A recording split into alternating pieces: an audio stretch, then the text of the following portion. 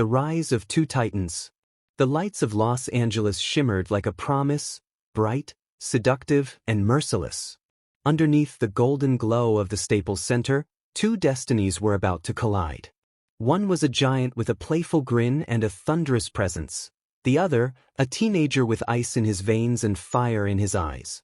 Shaquille O'Neal arrived in LA with the force of a tidal wave. At 7 feet 1 inch, 325 pounds, and already an all-star, he was a spectacle, a walking supernova. Fans adored him. Teammates revered him. Opponents feared him. He didn't just dunk, he demolished. He wasn't chasing greatness, he believed he was greatness. Kobe Bryant, meanwhile, was something else entirely. Drafted at just 17, fresh from Lower Merion High School, he didn't walk into the league, he stormed in with a singular mission: to become the greatest basketball player of all time.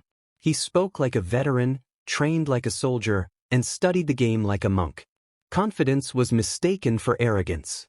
Youth was mistaken for naivety. But Kobe didn't care. He was there to conquer. When the Lakers brought them together in 1996, it felt like fate had pressed fast forward on a dynasty. The court became their battlefield, and the scoreboard, their scoreboard. Shaq dominated the paint. Kobe sliced through defenders like a blade through silk. They were thunder and lightning, unstoppable when aligned. But from the beginning, there were cracks in the foundation. Shaq was the established superstar, comfortable in his power. Kobe, though younger, carried a relentless edge, a refusal to yield, even to a legend. In practices, he pushed himself harder than anyone. In games, he took shots others wouldn't dare. He didn't want to be next. He wanted to be now. Phil Jackson, newly hired as head coach, recognized the storm brewing beneath the surface. They're not just players, he confided to his staff. They're forces of nature. And when forces of nature clash, the result is never quiet. In those early years, their chemistry was both beautiful and volatile.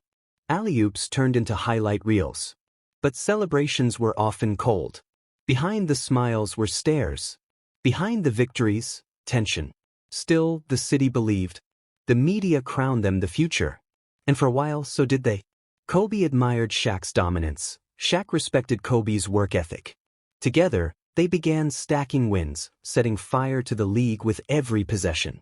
Yet, in the silence of the locker room after blowout victories, unspoken questions lingered. Who was the real leader? Who would get the final shot? And most importantly, could two kings rule one kingdom? They were building an empire, but it was already shaking beneath their feet. And so, the rise began, not of a team, but of a rivalry dressed as a partnership. Brotherhood turned battlefield.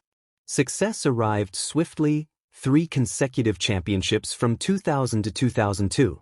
The Lakers became a dynasty, a fearsome blend of dominance and flair. On paper, it was perfection.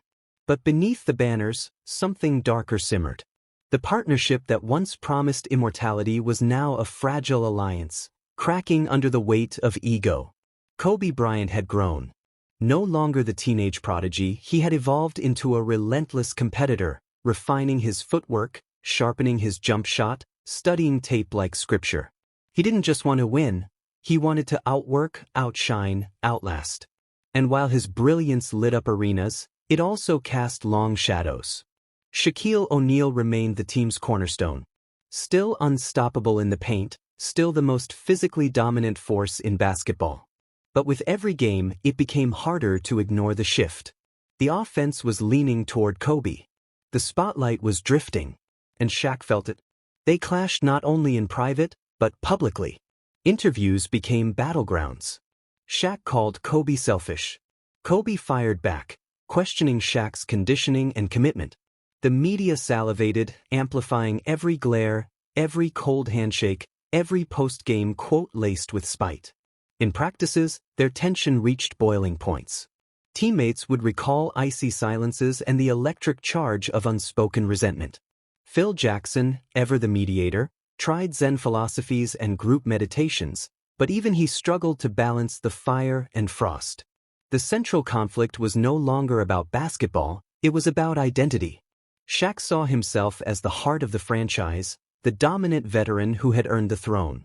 Kobe, however, believed greatness wasn't inherited. It was seized. And he wasn't waiting his turn. "There's no Batman and Robin," Kobe once muttered to a teammate. "I'm not anyone's sidekick."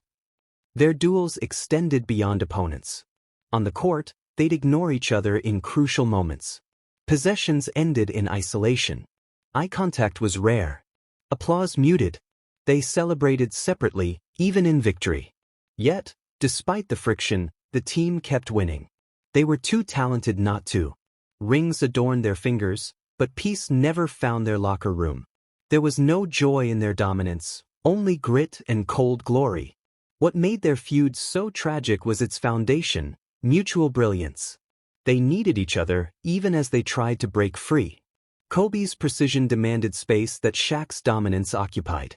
Shaq's inside game thrived best when Kobe drew defenders. Together, they were poetry. Apart, they were potential never fully realized. The Lakers' kingdom was still intact. The fans still roared. But inside the castle walls, the silence between its kings was deafening. And everyone could feel it. Something had to give. The breaking point. By 2004, the cracks had become canyons. The Lakers, once a unified force, now resembled a dynasty on borrowed time. Wins still came, but the joy was gone. What remained was a cold professionalism, efficient, unfeeling, unsustainable. The arrival of veteran stars like Karl Malone and Gary Payton that season was meant to be the final push toward a fourth title. Instead, it felt like a last gasp. Beneath the surface, Kobe Bryant and Shaquille O'Neal had reached an impasse. Their relationship, once strained, had now soured entirely. The 2004 NBA Finals were the tipping point. The Lakers fell to the Detroit Pistons, a team defined by grit, unity, and selflessness. Everything the Lakers no longer were. Kobe tried to carry the offense, often ignoring team rhythm. Shaq, visibly frustrated, demanded touches that never came. The court became a silent battlefield. Every possession screamed of disconnect. In the aftermath, the blame game began. Shaq pointed to Kobe's shot selection. Kobe alluded to Shaq's lack of work ethic. The front office had a decision to make, and they chose youth over size. Within weeks, the unthinkable became reality. Shaquille O'Neal was traded to the Miami Heat. The breakup was swift but left scars. Kobe stayed in Los Angeles, but the city no longer felt whole. Fans were divided. Some mourned Shaq's exit, others rallied behind Kobe. Either way, the golden era had ended, not with a celebration, but with a fracture.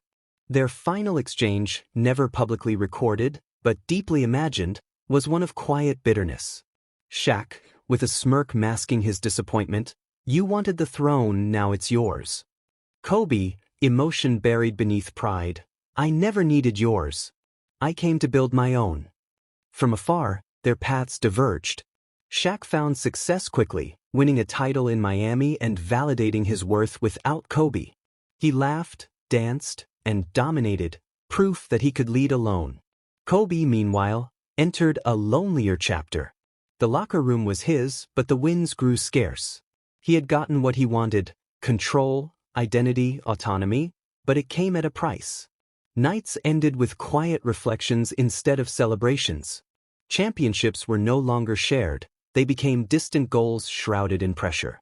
The real tragedy wasn't the split itself, it was what could have been. Together, they might have claimed 5, 6,